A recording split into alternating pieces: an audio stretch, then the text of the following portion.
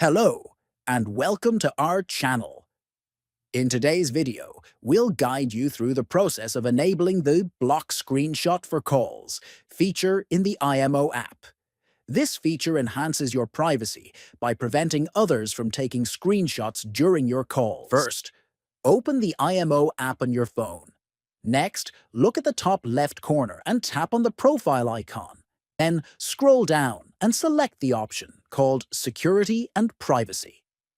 Then select Chat and Call Privacy from the menu options.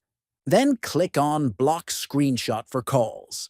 Finally, enable the Block Screenshot for Calls option. By following these steps, you've successfully enabled the Block Screenshot for Calls feature in IMO, enhancing your privacy during calls. If you found this video helpful, please consider subscribing to our channel, liking the video, and sharing it with your friends. Thank you for watching, and stay tuned for more tutorials.